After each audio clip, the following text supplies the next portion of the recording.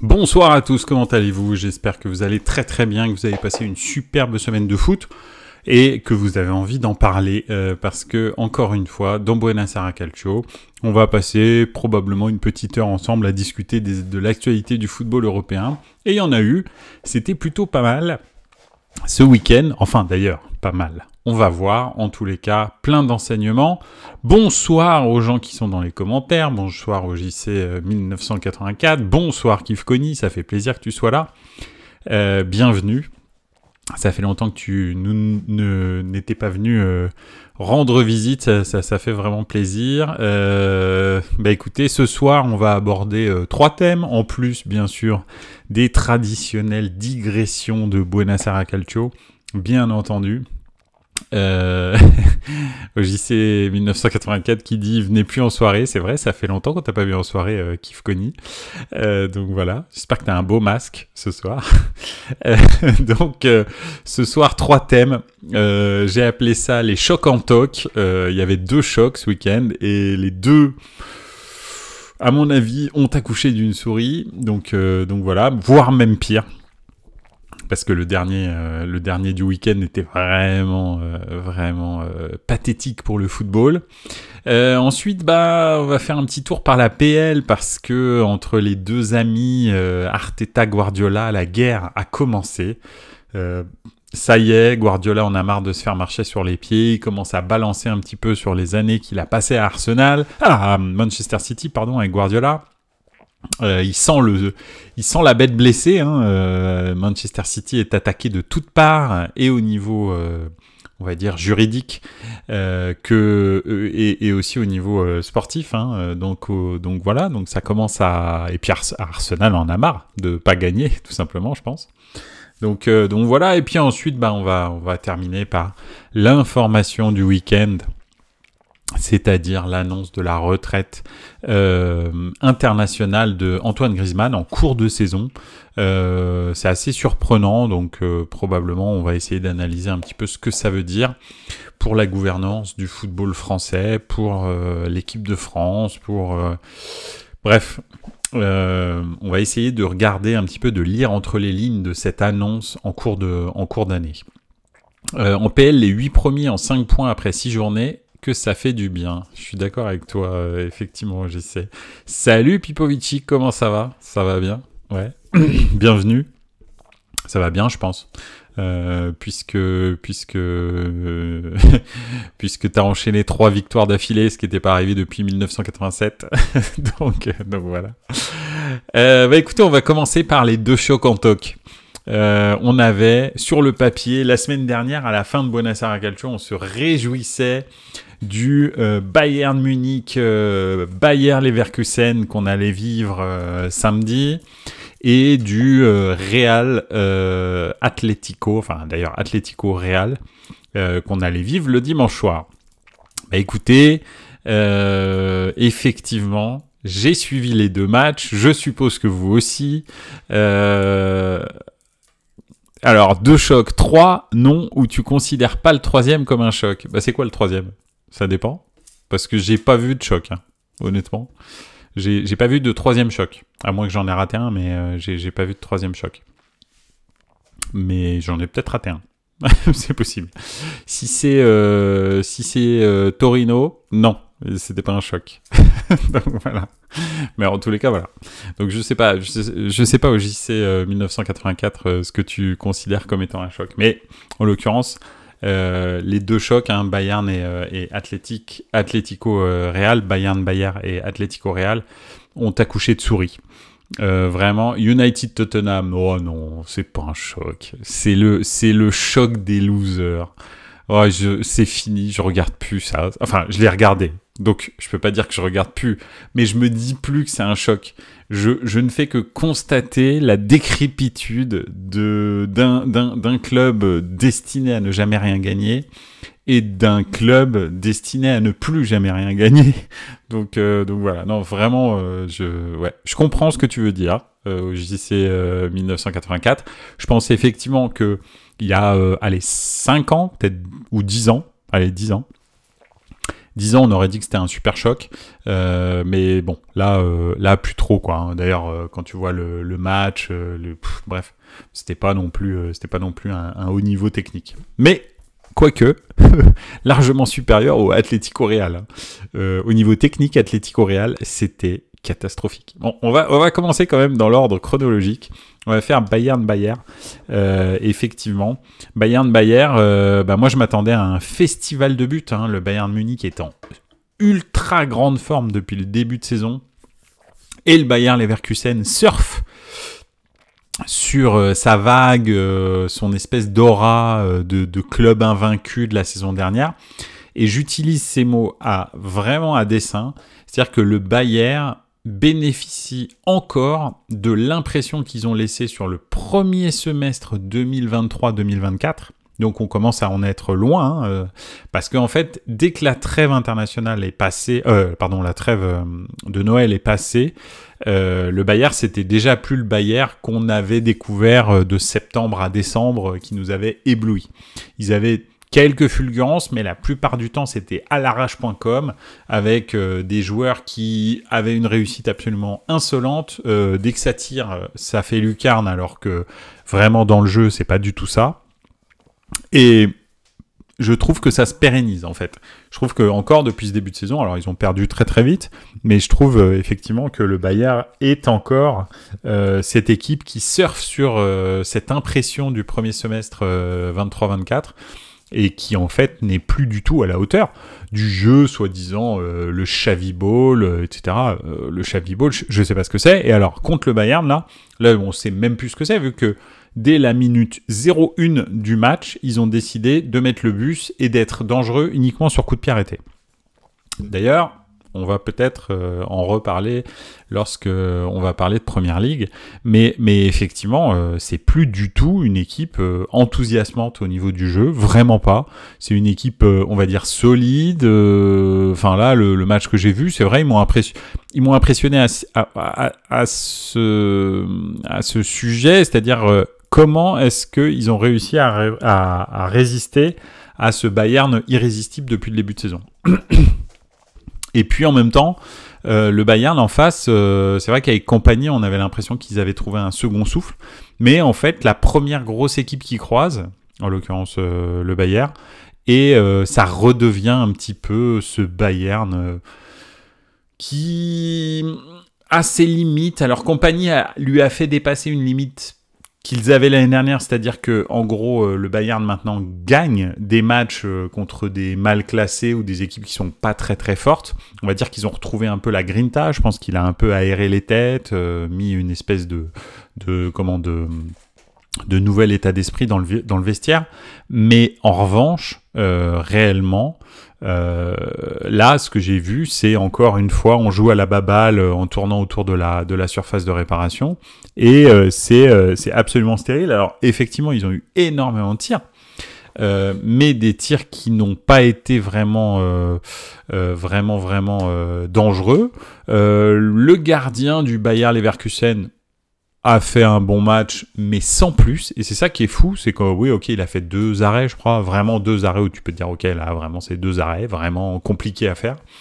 Mais à part ça, quand tu vois le nombre de tirs, il me semble que c'est entre 20 et 30, tu te dis, c'est pas normal quand même que, parce que bon, arroser tout autour de la cage, on peut, enfin, je veux dire, oui, ça fait des stats, mais est-ce que réellement t'es dangereux quand t'arroses comme un malade autour de la cage? Je suis pas sûr. Donc voilà, donc ils ont retrouvé les limites de la saison dernière, c'est-à-dire du mouvement, des situations, et puis finalement plus grand-chose, et ils se prennent en contre, ou alors ils se prennent un coup de pied arrêté. Là, en l'occurrence, ils ont pris un coup de pied arrêté. Donc voilà, donc c'était très décevant, et pour le Bayern, et pour le Bayern. Alors, encore plus pour le Bayern, même si moi, c'est quelque chose que j'ai... Alors, c'est pas que je me la raconte, c'est pas ça, c'est juste... Moi, c'est quelque chose que je vois depuis un petit moment de la part du Bayer Leverkusen. Je pense que les seuls gens qui pensent que le Bayer Leverkusen est encore cette équipe flamboyante et tout, c'est les gens qui les regardent pas en fait, parce que c'est pas joli à voir en fait le Bayer Leverkusen depuis quelque temps. C'est vrai que quand Florian Wirtz a le ballon, tout peut s'accélérer, et parce que c'est un joueur qui a un talent incroyable, mais le style de jeu, etc., c'est plus si fou. Grimaldo, bah, il est un peu éteint. Boniface, il revient de blessure. Ouais, c'est plus le Bayern d'antan, et le Bayern en face a été excepté pour Musiala, qui est quand même lui aussi avec Florian Wirtz, les deux joueurs qui sont très très au-dessus de tout le monde, hein, très clairement. Harry Kane a été invisible. Je discutais avec Kaiser Kopex, mon cher acolyte de feu la 93e, et à un moment, je crois que, je sais pas, il devait être la 85e minute, et je lui dis, mais Kane il joue ou comment ça se passe? Le mec a été milieu relayeur tout le match, quoi, à peu près. Donc c'est, honnêtement, c'est très compliqué. Après, de toute façon, Harry Kane et les matchs décisifs, on le connaît, hein, c'est invariable, infaillible. Voilà, c'est un Zlatan bis. C'est-à-dire que c'est un des meilleurs attaquants du monde. Il n'y a pas à tortiller, mais il n'est jamais, strictement jamais, mais jamais de chez jamais. On pourrait prendre un nombre de matchs décisifs qu'il a vécu dans sa carrière, mais astronomique. Il n'est jamais décisif dans les matchs importants. Voilà, c'est simple. Tu peux toujours y aller. En revanche, mettre des quadruplés contre Heidenheim, ça, il y a du monde. Hein. Ou mettre des quintuplés contre Brentford, il y a du monde aussi. Donc voilà, je sais pas ce que vous en pensez, hein, si vous avez une autre vision de ce que j'ai vu moi samedi, et de ce que je vois du Bayer Leverkusen depuis quasi un an maintenant, enfin pas un an, mais en tous les cas 9 mois, bah n'hésitez pas à me le dire. Pourtant les Leverkusen n'ont perdu personne, que ce soit en tant que joueur et coach. Ouais, bah c'est peut-être ça. Alors il y a eu du renfort, hein, quand même, avec Martin Terrier, et puis qu'est-ce qu'ils ont pris encore? Ils ont pris des bons joueurs, 2 bons joueurs. Mais peut-être pas assez, en fait. Je pense... déjà, il y a un truc que je notais dans Cœur Rossonero, parce qu'on a fait un hors-série sur le match Bayer Leverkusen AC Milan, c'est que le milieu de terrain, Xhaka, Heinrich, ne tourne plus du tout. Ne tourne plus du tout comme l'année dernière. Et en fait, déjà, par exemple, Xhaka est beaucoup moins le métronome qu'il a pu être la saison dernière. Et le relais, le rapport qu'il y a entre le milieu, c'est-à-dire Xhaka, et Florian Wirtz est beaucoup moins évident. Et quand ils arrivent, par exemple contre le Bayern, quand ils ont réussi à toucher Florian Wirtz, mais c'est pas la première fois que je le vois, en fait, il est esselé en contre, et c'est pas du tout un joueur de contre, Florian Wirtz. Il doit avoir le jeu face à lui, il doit avoir des lignes à passer, casser des lignes avec sa passe, etc. Quand il se retrouve en 1 contre 1 justement, le problème, c'est que c'était pas en 1 contre 1, mais déjà d'une, il a pas une vitesse folle, et en 1 contre 1, il est pas non plus extraordinaire. Et en l'occurrence, quand tu es en 1 contre 2, bah, en fait, il se passe pas grand-chose, hein, pour Florian Wirtz. S'il a pas d'ouverture de jeu, en fait, voilà, sa vision de jeu, sa qualité de passe, sa vista, en fait, ne fait pas effet, parce qu'il y a personne, en fait. Et à chaque fois qu'il touchait la balle contre le Bayern, il était complètement esselé, soit sur un côté, soit quoi que ce soit. Et Boniface était marqué dans l'axe. Donc, voilà, il se passait pas grand-chose, et la ligne Xhaka-Heinrich était tellement lointaine de lui, en fait, que de toute façon, il n'avait pas non plus de possibilité d'appui-remise, et puis ensuite d'appel dans le dos, ou de trucs comme ça. Donc, je pense que le Bayern, en revanche, a compris quelque chose, et que les gens commencent à comprendre quelque chose, c'est il faut isoler Florian Wirtz du milieu de terrain, si tu as envie d'être tranquille contre le Bayern. Est-ce que Milan réussira à le faire, là? On verra. Pour le Bayern, pour être plus fort, il leur manque un énorme milieu, pas offensif comme Rodri ou Kroos. Oui, c'est un milieu récupérateur ou en tous les cas un relayeur distributeur, un playmaker, quoi. Ça fait des années qu'ils en ont pas et ça se voit. Ouais, bah ils essayent de faire en sorte, je suis assez d'accord avec toi, Pipovici, le Bayern, ils essayent de faire en sorte que ce soit Kimmich. Mais Kimmich, il a des limites. Alors, il est très fort techniquement, mais je trouve qu'il a pas une super vision de jeu, Kimmich. Il a beaucoup de grinta, etc. Mais il a aussi une limite émotionnelle. C'est-à-dire que dans les gros matchs, en fait, il a tendance à... Les fils, ils se touchent parce qu'en fait, il est trop impliqué émotionnellement. Et c'est vrai que c'est la limite. Rodri, tu regardes, 89e minute, finale de Ligue des Champions. Enfin, je dis n'importe quoi parce que je crois que c'était pas la 89e, mais... voilà, le mec te met un plat du pied, ras du poteau. Il a une... Enfin, en même temps, c'est le meilleur joueur du monde, je pense, Rodri, en ce moment. Donc... voilà. Et d'ailleurs, je pense qu'on va voir la différence de Man City sans Rodri et de Man City avec. C'est complètement différent. Moi, je l'ai vu, même ne serait-ce que dans le match contre Arsenal. Quand il sort, derrière, c'est fini en fait. Donc c'est vrai, je suis d'accord avec toi, il leur manque vraiment un playmaker qui soit fiable, stable et qui ait une bonne vision de jeu. Et en fait, Kimmich fait des bonnes passes, fait des super transversales et tout, mais en fait, j'ai l'impression qu'il n'a pas il a pas le tempo du match en fait. Il faut un milieu, Kroos et Rodri, ce qu'ils ont en plus, c'est le tempo du match. C'est eux qui dictent le tempo du match. Et ça, c'est très rare des joueurs comme ça. Donc voilà. Est-ce que le Bayern en trouvera un jour? Je sais pas. La seule raison que je vois est que Leverkusen était en surchauffe la saison dernière et que là, ils sont grillés. C'est possible. En tous les cas, voilà, c'est une équipe qui n'a pas l'habitude de gagner. On a vu ce que ça a donné avec Naples. Et je suis d'accord. Je pense qu'ils sont repus. Gagner un titre sans perdre un match, etc. Derrière, quand tu t'appelles le Bayer Leverkusen, et la plupart des joueurs à l'intérieur du Bayer, c'est des no-name. Enfin, c'est des gens qui n'ont jamais rien gagné, etc. Donc en gros, les gars se disent, mais on fait quoi après en fait? On a gagné un championnat sans perdre. On va en finale de Ligue des Champions. Bon, ils se prennent une roustade contre l'Atalanta, mais pas de Ligue des Champions, pardon, de Ligue Europa. Très compliqué de se dire je vais me remotiver pour faire mieux. Mieux que quoi en fait? Tu vas faire quoi? Tu vas faire 2 championnats d'affilée sans perdre. Premier match, ils perdent déjà. Bon, c'est réglé. Enfin, pas premier ou deuxième, je sais plus, contre le Leipzig. Donc, compliqué, je pense, pour ces joueurs qui ne sont pas des super champions en fait. Et qui n'ont pas de cadre du type, je sais pas, ce qui se passe à Manchester City, c'est-à-dire des joueurs qui ont gagné, qui sont encadrés par d'autres joueurs qui ont gagné et regagné et re-regagné et savent comment on regagne en fait. Avec un coach qui sait comment gagner et regagner, bon ça, Xabi Alonso, j'avoue que ça aussi il l'a.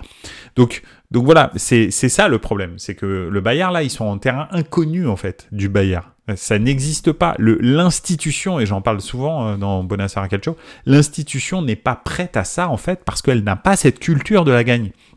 Se dire c'est bien, mais en fait, voilà quoi. Je me souviens d'une discussion entre Maldini et Nesta, où Nesta expliquait pourquoi le Milan gagnait tout le temps. C'est qu'ils ont gagné la Super Coupe d'Europe, et Nesta va voir Maldini et dit capitaine, tu crois qu'on peut avoir une prime?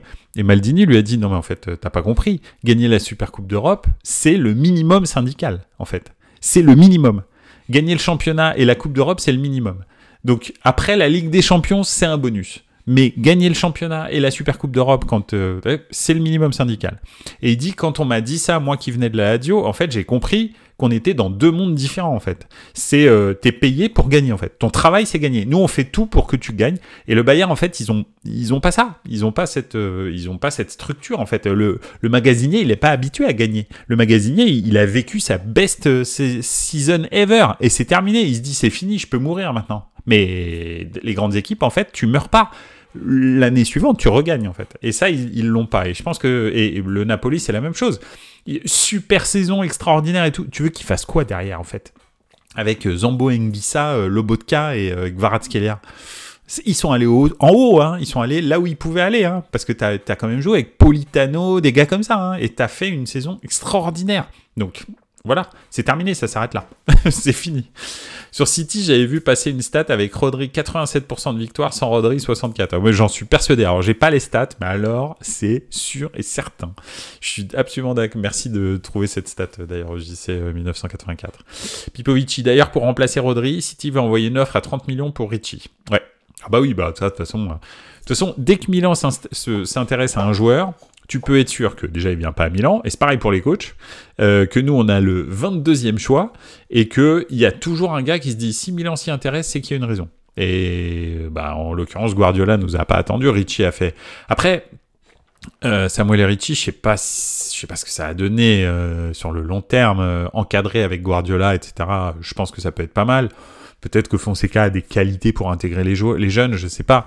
Je dis juste que si tu comptes remplacer Rodri par Ricci, je te le dis, ça va pas le faire. Hein. C'est pas parce qu'il a fait 3 bons matchs avec le Torino et un bon match avec la Squadra, enfin avec la Nazionale, que ça y est, ça va être le nouveau Rodri. Hein. On s'est enflammé pareil pour l'autre pompe à vélo de Locatelli. Locatelli, c'est pas du tout, enfin c'est un joueur moyen et c'est pas du tout un bon joueur ou je sais pas quoi. C'est juste un joueur moyen de Serie A. En l'occurrence, en ce moment, le vivier italien est faible. Donc voilà, et pourtant il l'appelle même pas en plus. Ça y est, il l'appelle même plus en sélection. Donc tu vois, c'est un peu. Bref, on verra Ricci, mais Ricci en fait ça doit être ton 3e choix dans un club qui a de l'ambition, style City ou Milan. Ça peut pas être ton premier choix en fait, c'est pas possible. Ou peut-être ton 2e choix, mais ça peut pas être ton titulaire quoi. Tu peux pas te dire c'est Ricci qui va gérer le milieu de terrain. Bah non. Même Tonali en fait, il était encadré de 2 joueurs qui avaient beaucoup d'expérience en fait. Et c'est pour ça que ça a fonctionné. Tu peux pas le balancer comme ça à la place de Rodri, quoi. Enfin, bon, j'y crois pas. Mais après, bref. Tu vois, Kovacic a déjà plus les épaules. Même si ça a rien à voir avec Rodri, mais je suis persuadé que Kovacic sera meilleur que Ricci. Sûr et certain. Tu as des clubs qui sont faits pour gagner en 2024 comme City, Real, Barça, Juve, Milan, PSG, Bayern. Après, tu as les clubs qui peuvent faire un one-shot comme Naples, Leverkusen. Ouais, je suis tout à fait d'accord avec toi. C'est ça. C'est l'institution qui fait la différence. C'est encore une fois le mec, le magasinier, le gars qui t'ouvre la porte à San Siro, le jardinier, le 3e adjoint, etc. Les gars qui sont les éléphants du Bayern, qui, quand ils te parlent, en tant que joueur, en fait, ils te laissent pas le choix, en fait. Ils disent, mais ici, t'es au FC Bayern, en fait. On a gagné le titre 11 années d'affilée, c'est reparti pour 11 ans. On l'a perdu une fois, c'est terminé. On repart sur 11 ans. Donc, déjà, tu te dis, ah ouais, ok, d'accord. Donc, gagner une fois un titre, ils en ont rien à foutre. En fait, ils en ont rien à foutre. Si t'en gagnes pas 15 la prochaine fois, c'est nul. Donc voilà, donc c'est compliqué, en fait. C'est pas du tout comme des one-shot. Tu vois, Montpellier, je sais pas, Monaco, une fois de temps en temps, Lens, tu vois, des clubs comme ça en France. Et puis à côté, t'as Marseille, Saint-Etienne, le Paris Saint-Germain, Bordeaux, bah voilà, c'est pareil. Tu peux pas, voilà, tu peux pas comparer, quoi. Bref. Nous, à la Juve, faire 3 ans sans la gagner, alors qu'on était habitué à gagner tout le temps, je te dis pas, on n'en pouvait plus. Bah oui, c'est clair. Non, mais c'est sûr. Tu vois, par exemple, un club comme la Juve, le traumatisme de la Coupe d'Europe, enfin de la Champions League, ça doit être terrifiant. Honnêtement, hein, je pense qu'un club qui est autant habitué à gagner, se faire rejeter comme ça par la Champions League 8 fois sur 10 finales, mais ça doit être terrifiant. Nous, déjà, on a perdu 2, je crois, ou 3. J'étais pas très très bien, quoi, quand on a perdu contre l'Ajax, quand on perd contre Liverpool. Moi, j'en ai vécu 2 personnellement, des défaites. C'était horrible. Donc, bref, voilà. En tous les cas, un choc très très décevant en Bundesliga. Et puis alors on va faire assez court sur l'Espagne parce que c'était catastrophique. Je sais pas si vous avez regardé Atlético Real, mais un niveau technique mais vraiment nul en fait. Moi je veux bien tout ce qu'on veut, mais vraiment c'était nul. Alors est-ce que ok 2, 3 enfin j'entendais les commentateurs des fois s'envoler un tout petit peu sur oh Bellingham il a fait une passe en avant. Enfin heureusement quand même. Enfin je sais pas. On est en 2024, c'est Real Madrid, le club le plus riche du monde, le plus puissant du monde, qui a une équipe soi-disant de galactique, et Mbappé se blesse à la cuisse, tout d'un coup, t'as l'impression qu'ils savent plus jouer au football. Alors moi, je veux bien qu'on me dise tout ce qu'on veut, hein, mais c'est quand même dur. Déjà, je trouve que depuis le début de saison, le niveau de jeu du Real est tout pété, mais alors là, sans numéro 9... Alors là, ça a été catastrophique. Et je m'y attendais pas parce que limite, je me disais au début du match, ça va être délicat pour Mbappé si finalement l'équipe elle tourne mieux sans lui. Et en fait, alors pas du tout. En fait, l'équipe tourne pas exceptionnellement avec lui, mais elle tourne vraiment moins bien sans lui. Donc en fait, il y a plus d'appels, en fait, ils ont plus l'habitude d'aller chercher les appels, etc. Alors à part Vinicius, mais tout était naze. L'Atlético, alors il y avait pas un contrôle, pas une passe qui était dans le bon tempo. Tout était en arrière. Je sais pas si vous avez vu, mais tous les contrôles étaient ratés. Le seul un peu, c'était Enzo Fernandez, c'est vrai, qui a un peu été remuant, mais c'est tout en fait. C'est remuant. Il s'est rien passé quoi. Donc vraiment très très très faible derby de Madrid. Et en plus, dans une ambiance absolument délétère, c'est-à-dire entre les appels à la haine au début du match, avant le match, contre Vinicius. Ensuite, les jets de briquets qui sont débiles. Enfin, on dirait que ça gêne un gars comme Courtois qu'on lui jette un briquet. Pourquoi tu le fais ? Et c'est vrai qu'en même temps, Courtois, il en parle. En même temps, je me dis, ouais, c'est bien, quoi, tu vois. Enfin, je sais pas, bref. Donc, voilà, quoi. J'ai une stat hors sujet, mais incroyable. Baresi et Maldini ensemble, en 196 matchs, 23 buts encaissés. Je savais pas celle-là, mais c'est effectivement... de toute façon, voilà. C'était quand même l'espace, cette équipe. Hein. Enfin, j'en parle souvent, mais on parle des invincibles, soi-disant, mais l'équipe du Milan de Capello a pas perdu en championnat pendant 2 ans et demi d'affilée. 2 ans et demi d'affilée dans le meilleur championnat du monde à l'époque. Hein, parce que c'est... je crois que c'est 92, 93, 94 où ils perdent pas. Donc t'as des équipes de l'espace intersidéral en Serie A. Hein. Non, c'est une équipe stratosphérique qu'il y avait au Milan entre 89 et 94. Donc voilà, je pense qu'on fera pas mieux au Milan, je pense. Hein, dans l'histoire du Milan, ça n'arrivera plus jamais. Plus 2 coachs absolument extraordinaires, Sacchi et Capello qui s'enchaînent, des joueurs stratosphériques à tous les postes. Enfin bref, non, franchement, c'était fou. Pour revenir dans les sujets, j'ai vu que Mbappé sera dans le groupe pour Lille, comme quoi Mbappé est devenu indispensable au Real. C'est possible. Hein.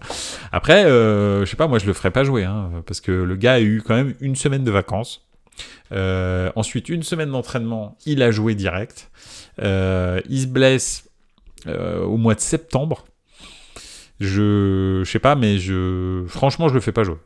Contre Lille en Ligue des Champions, si le Real n'arrive pas à gagner sans Mbappé, faut arrêter, quoi. Enfin, je sais pas, mais c'est pas normal. Quand tu vois ce qu'il y a sur le terrain, c'est pas logique, quoi. Après, ils ont toujours ce problème au milieu de terrain. Hein. Ils n'ont pas réglé le problème Kroos, là, d'ailleurs. Tu vois, ils refont jouer Modric. C'est-à-dire que Modric joue à plein temps, maintenant. C'est plus et tu rentreras en fin de match et tout. Non, en fait, Carlo, il s'est aperçu qu'en fait, il n'y a aucun milieu de terrain au Real qui est capable de dicter le jeu. Il n'y en a pas. Et c'est sûr, hein, quand tu vois Tchouaméni, Valverde, Camavinga ou des gars comme ça, tu comprends vite que tu peux pas faire grand-chose avec ces gars-là, en fait. On parlait tout à l'heure de Rodri, on parlait de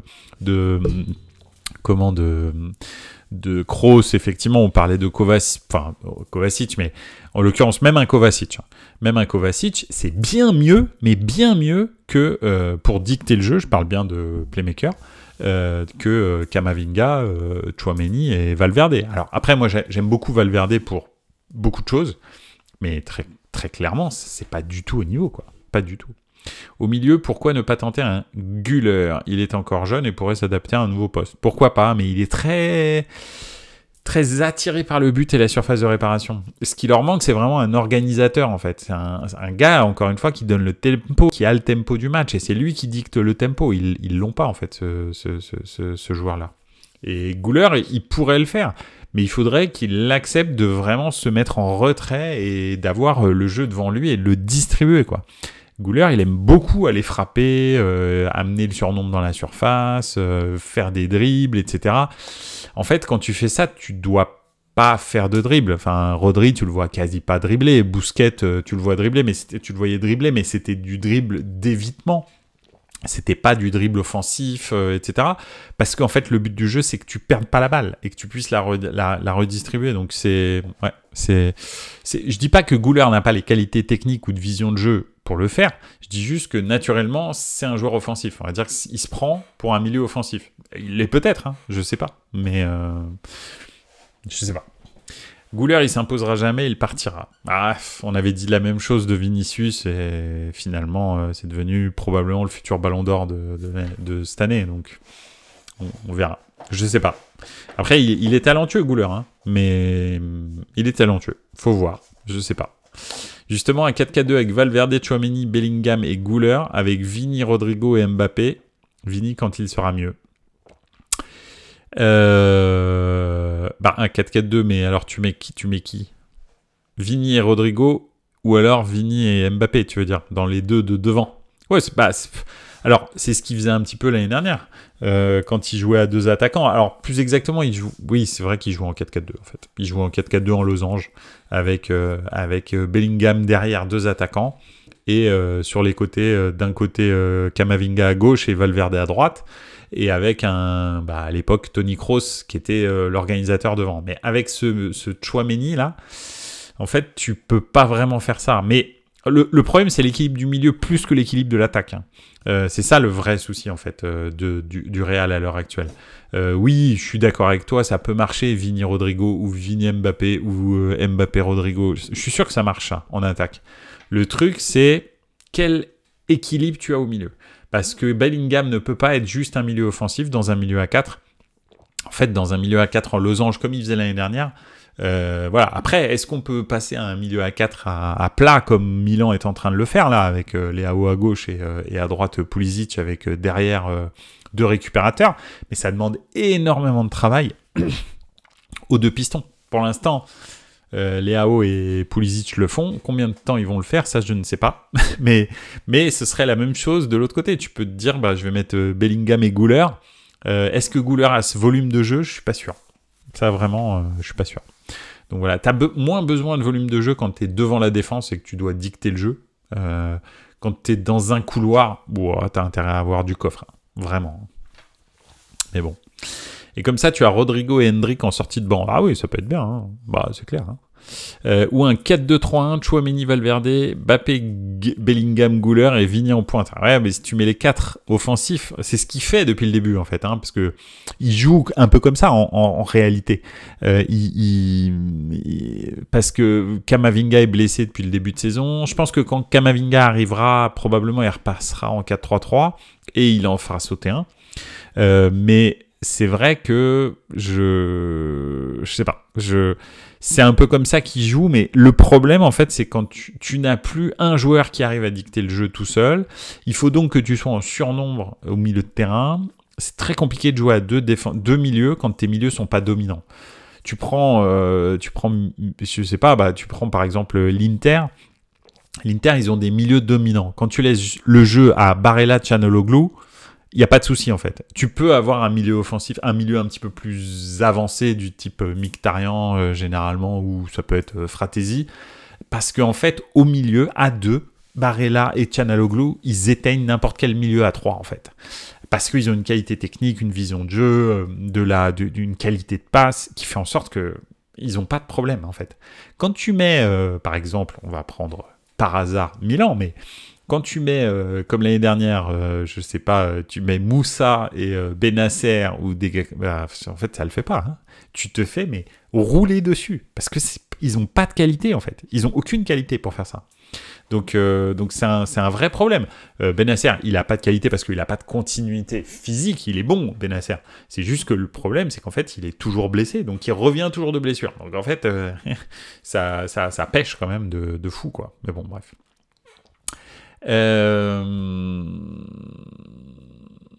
Alors, oui, mais le trop de monde en attaque.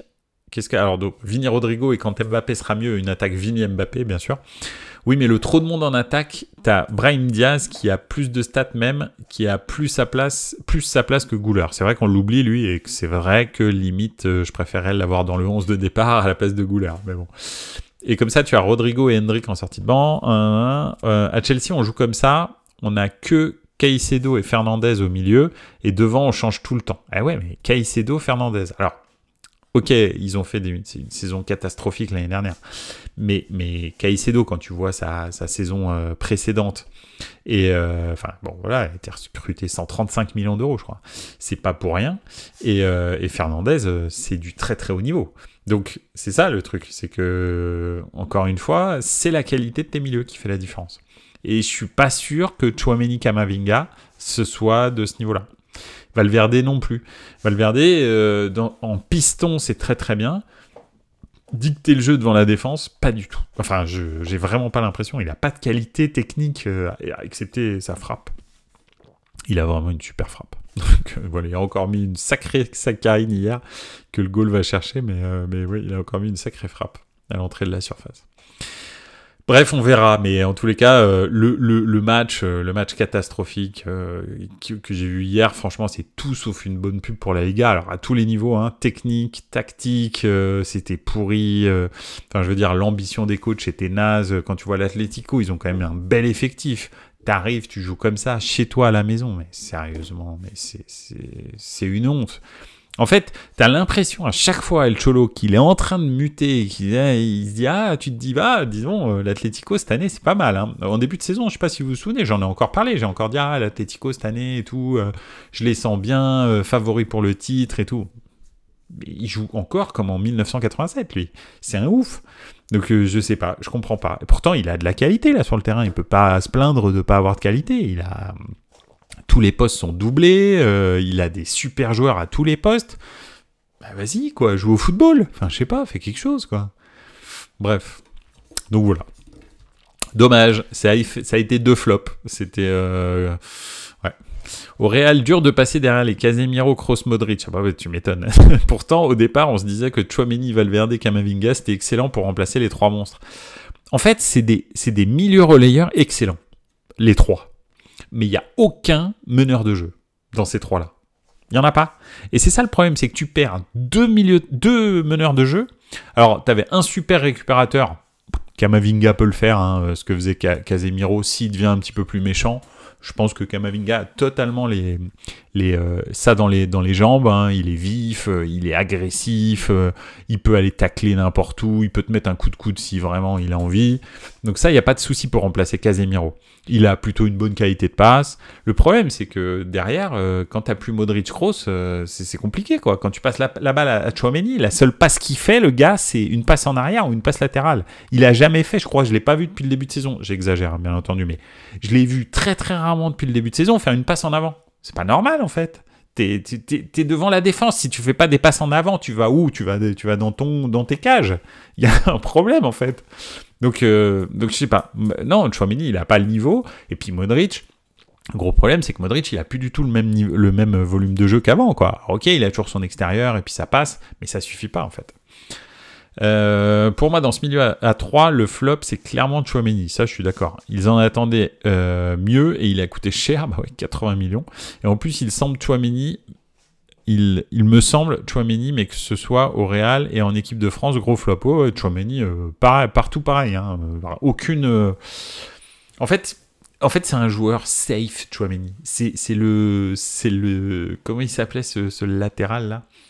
Français, pas Diaby, qui joue à Auxerre et qui a fait sa carrière à Arsenal. Bref, ce gars-là, c'est le joueur safe. C'est-à-dire, lui, c'est Monsieur Stat. C'est à la fin du match, il veut qu'il ait 97% de passes réussies. Donc, il fait que des passes en arrière ou des passes latérales. Il fait que des passes simples. Comme ça, il est tranquille. À la fin du match, tu regardes ses stats, tu te dis, pas mal, Tchouaméni, 97% de passes, 2 tacles, un duel gagné, le Real a gagné. Ah oui, mais alors c'est pas grâce à lui. Hein. Ah, je te le dis, c'est pas grâce à lui. Donc, Rabiot aussi est comme ça, ouais, je suis d'accord. Sauf que Rabiot, il a un truc que Tchouaméni n'a pas, quand même, c'est qu'il arrive à se projeter avec la balle. Tchouaméni, en fait, c'est très très rare qu'il casse une ligne, balle au pied. Bon, en même temps, c'est pas trop ce qu'on lui demande. Mais Rabiot, au moins, il a ça. Il a cette projection. Effectivement, sinon, ces passes, je veux dire, avant que ce soit une passe lumière, t'as du temps avec Rabiot. Hein, ça, je suis d'accord avec toi. Mais au moins, il casse des lignes, il se retrouve des fois dans la surface, il met des fois des frappes. Tchouaméni, il met des frappes, c'est vrai, il a une grosse frappe en plus, de l'extérieur de la surface de réparation, mais c'est vraiment pas, c'est un hasard, quoi. Il est là par hasard, voilà, il met une frappe. Donc voilà, donc c'est un peu, ouais. Moi, je suis déçu de Tchouaméni qui a pourtant une tête bien faite, qui est plutôt un bon être humain, on dirait, comme ça. Mais bon, trop safe, quoi. Trop safe. Bon, je retrouverai ce latéral que vous connaissez tous. Hein. C'est pas Diaby, c'est... Bref, Bakary Sagna, voilà. Bakary Sagna, c'est monsieur passe en arrière. Toute sa carrière, il a fait style genre, il débordait, hop là, une passe en arrière. Toute sa vie, il a fait ça. Je crois qu'il n'a jamais fait un centre. Quand il a réussi à faire un centre, il a tué un pigeon ou un poulet qui passait par là. Donc voilà. Bref, c'est un Bernard Mendy qui a fait meilleure carrière, mais tout aussi nul. Quoique Mendy, il a mis un grand pont à Roberto Carlos quand même. Donc au moins, ça, il peut le dire. donc voilà. Bref. On passe justement, très bonne transition avec Bakary Sagna. On passe à l'APL. Pourquoi? Parce que je ne sais pas si vous avez vu les déclarations de Arteta et la réaction épidermique de Guardiola. Puis ensuite la précision de Arteta, plus les petits mots qu'il y a eu entre Haaland, Arteta, les joueurs, etc. après leur match nul de la semaine dernière. Ben, là, ça commence à se tendre. C'était un espèce de, je sais pas, il y avait un espèce de gentleman agreement entre Manchester City et Arsenal depuis ces 3 saisons. C'est-à-dire, on se fait une guerre sans pitié sur le terrain, plus exactement sur le terrain des autres. Mais Arsenal arrivait toujours en espèce de gentil garçon. Et en fait, j'ai l'impression que Arteta fait exactement pareil, sauf qu'il a mis plus de temps à le comprendre que Mourinho, lorsque Mourinho a repris le Real en Espagne face au Barça de Guardiola.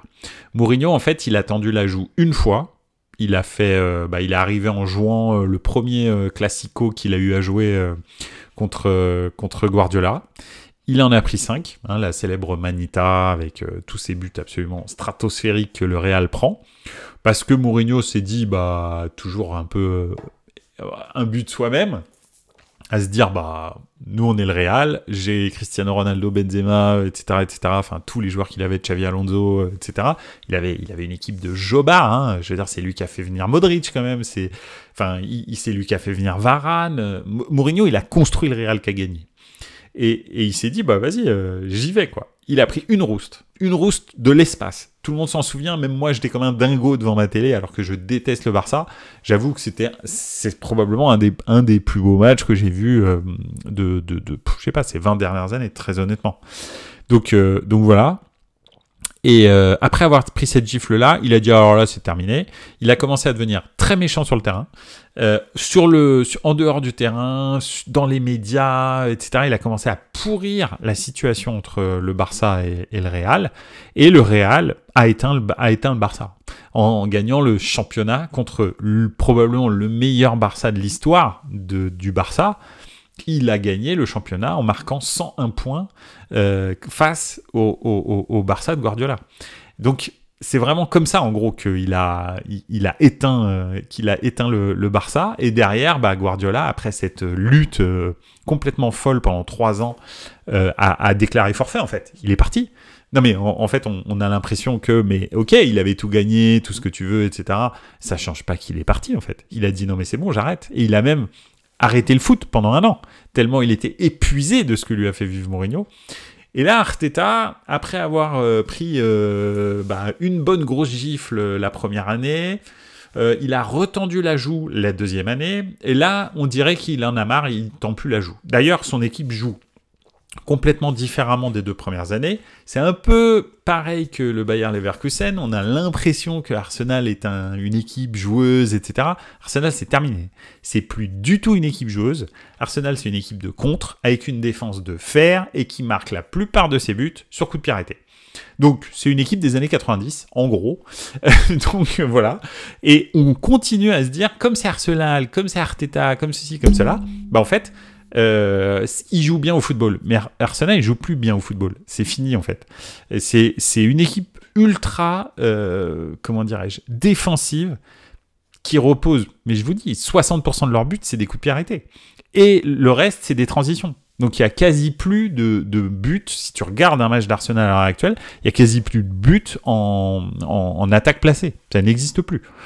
Style de perturbation du bloc par des redoublements de passes, etc. Il n'y a plus, c'est fini. Arsenal, il contrôle les choses. Et d'ailleurs, ils ont raison, parce que quand tu joues contre Manchester City, en fait, tu perds, tout simplement. C'est-à-dire que les équipes comme le Bayern qui sont allées jouer contre Manchester City, ils ont perdu. Les 2 seules équipes qui les ont fait tomber, ou en tous les cas vaciller, c'est l'Inter. L'Inter, c'est ultra pragmatique. Il n'y a pas de chichi, c'est ultra solide, ultra dur, Et là, tout d'un coup, Manchester City, ils savent plus quoi faire. Et comme ils sont très très forts techniquement, en contre, en transition, très solides physiquement et tout, en fait, ils les bougent vraiment. Et en Ligue des Champions, ils ont failli gagner. Et là, on l'a vu, ils sont allés faire un match nul contre Manchester City. Et le Real Madrid de l'année dernière. Le Real Madrid de l'année dernière, match aller, match retour. Attention, hein, là, c'est des racailles qui étaient sur le terrain. C'était pas des joueurs, c'était pas des esthètes. Hein. Tous les joueurs du Real, c'était des racailles. C'est simple, ils sont arrivés pour leur entrer dedans et le match retour, ils l'auront fait à l'ancienne. T'as l'impression de regarder un match du championnat italien de 1987. Vraiment, c'était hallucinant. Et pourtant, ils les ont bougés. C'est comme ça que tu gagnes contre Manchester City, c'est comme ça que tu gagnes contre Guardiola. Et Arteta commence enfin à le comprendre et commence à pourrir gentiment la situation avec des petites phrases, les faire monter en pression, etc. Et jouer un football qu'il déteste. Il déteste jouer contre Arsenal maintenant parce que cette défense de fer et ce jeu sur coup de pied arrêté, Guardiola, je pense que c'est tout ce qu'il est le plus. Et en plus, ça doit encore plus le toucher de voir que c'est un élève à lui, Arteta, qui joue comme ça. Donc, c'est un peu ça. Moi, j'ai l'impression que ça se tend beaucoup, qu'on a une équipe moche qui redevient un petit peu le boring Arsenal des années 90. Vous l'avez pas connu, mais avec les Paul Merson... Enfin, vous l'avez pas connu, peut-être que si. En l'occurrence, je vous le raconte si vous l'avez pas connu, avec les Paul Merson, Adams, etc. Avant que Arsène Wenger arrive, on les appelait les boring Arsenal.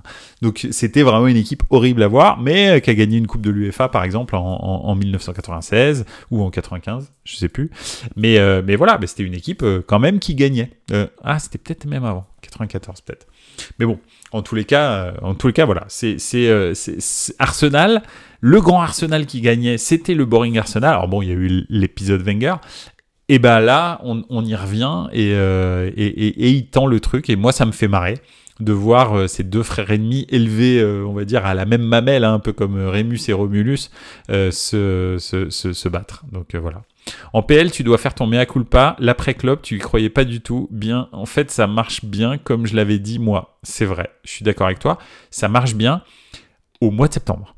Donc, faut pas oublier quand même, excuse-moi, au JC 1984, je souhaite beaucoup de choses positives à Liverpool parce que vous le savez probablement, mais c'est mon club préféré en Angleterre, même si je suis pas supporter de Liverpool, je trouve que c'est le club qui me colle le plus en termes de valeur. Mais ça change pas qu'on est au mois de septembre et que je peux pas juger le nombre d'équipes qui flambent au mois de septembre et qui s'effondrent au mois de mars. Et le nombre de clubs comme le Real, comme beaucoup d'autres clubs que j'ai vu passer comme ça, ou même Manchester City d'ailleurs, qui galèrent un peu au début de saison et qui, quand ça compte, gagnent le championnat, gagnent la Coupe d'Europe, enfin en tout cas vont loin en Coupe d'Europe, etc. Liverpool, pour l'instant, au mois de septembre, c'est vrai, ils s'en sortent pas mal, ils n'ont pas de blessures, ça tournote, mais je suis quand même pas impressionné par le jeu de Liverpool. Après, je dis pas probablement qu'ils vont faire une très bonne saison, mais je les sens pas au niveau des deux autres. Ça change rien. Maintenant, c'est vrai, bravo Arne Slot pour avoir repris comme ça. Chapeau. S'il va au bout, alors là, ça sera vraiment du très très haut niveau, parce que je pensais que ça allait être très compliqué de passer après Jürgen Klopp. Ça veut dire que, si c'est le cas, ça veut dire qu'il y a une très très forte structure dans le club de Liverpool et que c'est très très très bon signe pour le club et que ça va le pérenniser dans le futur parce que ça veut dire que même quand ton coach a une énorme personnalité et que tu as l'impression que c'est lui un peu qui drive le club, en fait, la structure du club fait en sorte que c'est plus fort même que la personnalité des coachs. Donc franchement, chapeau si c'est le cas, vraiment, et j'espère pour eux, j'espère sincèrement pour eux. Moi personnellement, je préfère voir Liverpool gagner que Arsenal ou City, donc ça me dérange pas. Mais voilà, on verra. On verra, c'est le mois de septembre. Paris Saint-Germain a souvent été la meilleure équipe du monde du mois de septembre. Chaque année, ils ont mis 3-0 au Barça. Combien de fois j'ai entendu ça, ou quand ils tapent le Bayern ou des trucs comme ça. Résultat, au mois de mars, il se passe que dalle. Parce que être prêt au mois de septembre, c'est pas forcément une super nouvelle. Ça veut dire que t'es t'as pas forcément confiance en toi et que tu sais c'est un peu comme dans les grandes compétitions quoi. Quand en Coupe du Monde, les petites équipes elles sont prêtes pour les premiers matchs, les grosses équipes elles sont prêtes pour les quarts de finale. Voilà, ça dépend ce que c'est ton objectif.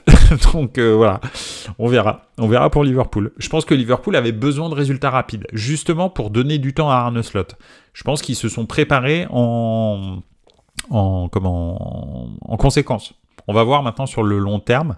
C'est vrai que là, il n'y a pas beaucoup de blessures, et ça, c'est pas mal par rapport aux années Jürgen Klopp. Après, le jeu a changé, hein, on l'a analysé il y a quelques semaines, mais le jeu a changé. La débauche d'énergie est beaucoup plus contrôlée avec Arne Slot qu'avec Jürgen Klopp, où c'était en permanence du hard rock. Avec Arne Slot, en fait, tu as des moments de possession où tu arrêtes de courir. Et c'est pas grave s'il se passe rien sur le terrain. C'est pas dramatique. Jürgen Klopp, je crois que ça le stressait qu'il se passe rien sur le terrain. Donc voilà, il y a des moments où tu vois Van Dijk qui a la balle, qui la passe à Konaté, Konaté qui la passe à Van Dijk et ça dure pendant 5 minutes. Et c'est pas grave en fait. Mais en même temps, ça laisse se reposer tout le monde. Donc c'est beaucoup moins énergivore et donc voilà. À l'inverse, le Real, souvent mauvais en septembre, et en mars, on sait... Bah ouais, c'est exactement ça. C'est tout à fait ça. Le nombre de fois où le Real, on s'est dit, de toute façon, cette année, ils servent à rien, et au mois de février-mars, baba. Et voilà, quoi. C'est comme ça. Hein. Bref. Voilà un petit peu pour la guerre qui commence en première ligue. J'ai hâte de voir ça un petit peu, ça va me faire marrer, entre les deux frères ennemis. Donc, bon, on verra. On verra bien. Mais observez Arsenal, si vous regardez les matchs d'Arsenal, s'il vous plaît, observez-les. Et dites-moi, parce que, je veux dire, les a priori dans le football, il y en a beaucoup. Et le problème, c'est que, en fait, je sais pas, mais, enfin, je pense que les gens regardent pas les matchs, en fait. C'est pas possible de continuer à penser ce genre de choses. Ils regardent pas les matchs. Même les journalistes, des fois, hein, quand ils commandent des matchs d'Arsenal, les highlights d'Arsenal ou des trucs comme ça, ils te disent des trucs, une action à la Arsenal, tu vois l'action, t'es en train de la regarder, tu te dis mais qu'est-ce qu'il raconte en fait? C'est naze, il y a rien de spécial, c'est pas une action à la Arsenal, donc voilà, bref, on verra. On va terminer gentiment avec, forcément, hein, la retraite internationale de Griezmann. Je voulais déjà prendre quelques minutes pour dire à monsieur Antoine Griezmann, merci. Merci pour tout. Merci pour ces années fantastiques de football international que tu nous as offert. Je pense que l'année 2016 est certainement... entre 2016 et 2018, je pense qu'il est au sommet en équipe de France. Je pense qu'il est au sommet aussi au niveau football en général, mais après, il a fait des bonnes saisons quand même avec ses clubs, sauf son passage au Barça. Mais entre 2016 et 2018, vraiment, en équipe de France, il est stratosphérique. Je pense qu'il y a peu de joueurs qui sont arrivés à ce niveau-là. Ils sont très très peu, ils sont 3 ou 4 en équipe de France, hein, je parle. Platini, probablement Zidane, lui, et puis après ça va être, je sais pas, je vois pas trop en fait dans l'histoire de l'équipe de France. J'ai pas connu Fontaine, j'ai pas connu Copa, donc peut-être que Copa était au-dessus, ça c'est possible. Mais voilà, c'est à part ça. Il n'y a personne au-dessus de Grisou, et encore, je suis même pas sûr qu'il soit pas à ce niveau-là. Je veux dire, il fait quand même 2 finales de Coupe du Monde, il gagne une Coupe du Monde, il fait une finale d'Euro, il est élu meilleur joueur, enfin, en tous les cas, il aurait dû être élu meilleur joueur de la Coupe du Monde 2018. Même voilà, et il aurait dû être élu, je sais pas s'il l'a été, mais meilleur joueur de l'Euro 2016, de l'Euro 2016. Donc voilà, vraiment stratosphérique, quoi. Son doublé contre l'Allemagne à l'Euro, il était vraiment à son top, ouais, c'est clair, je suis tout à fait d'accord avec toi. Donc voilà, donc je pense que Griezmann, il a atteint un niveau que peu de joueurs ont atteint. Ce qui est marrant, c'est que c'est un joueur qui a été refusé par le système de formation français. Ça dit beaucoup de choses du football français, et ça dit beaucoup de choses, ce qui se passe, c'est-à-dire le fait qu'il prenne sa retraite internationale en cours de saison. Ça dit beaucoup de choses de la gouvernance du football français de ces dernières années, parce qu'en fait, Deschamps est un peu l'arbre qui cache la forêt. Hein. Il n'y a plus du tout de capitaine pour le bateau France. Diallo ne sert strictement à rien. Avant, Le Graët était en fin de règne décadent, complètement n'importe quoi. Et la seule étoile, en gros, pour eux, pour briller, c'est Didier Deschamps. Didier Deschamps qui est en train aussi d'avoir une fin un peu décadente. Donc voilà, je pense qu'il a fait trop long. C'est dommage qu'il ne se soit pas arrêté après la Coupe du Monde 2022. Je pense que ça aurait été bien de terminer là-dessus. Malheureusement, il continue et personne ne va l'arrêter parce que personne n'a la possibilité de l'arrêter. Diallo n'a pas la stature pour dire moi je vire Deschamps. En fait, il peut pas parce qu'en fait, en gros, quoi qu'il se passe derrière, il sautera parce que c'est probable qu'il n'y aura pas les mêmes résultats que Didier Deschamps. Puis surtout, Dédé, ça fait 14 ans qu'il est là, c'est ça 12 ans qu'il est là. Et je pense qu'il a des dossiers sur absolument tout le monde. Donc, s'il n'a pas envie de partir, il part pas. Donc voilà. Donc, c'est un peu ça. Deschamps est en train de mal finir. Au lieu de capitaliser sur Antoine Griezmann pour en faire un peu le papa de tout le monde et le dépositaire du jeu, de l'ambiance, de la grinta, etc. En fait, il a préféré se marier avec notre cher mégalomane Kylian Mbappé. Et c'est compliqué parce que Mbappé a perdu son niveau. Alors ça allait tant que Mbappé était ultra fort. Le problème, c'est qu'il a perdu son niveau et que là, ça commence à rebattre un petit peu toutes les cartes. Donc voilà, en plus il se prive d'un joueur probablement qui a eu des mots, c'est pas possible parce que c'est pas possible, tu prends pas ta décision de prendre ta retraite internationale en plein milieu de la saison alors que tu as été convoqué au dernier rassemblement. Enfin, il y a un problème, tu vois. C'est pas logique en fait. Il y a un truc qui va pas, soit tu commences la saison internationale et tu te dis je repars pour 2 ans et c'est parti. Soit entre les deux, il y a écoute, en fait voilà, moi je peux plus travailler avec toi quoi. C'est ce qui est voilà, je comprends pas.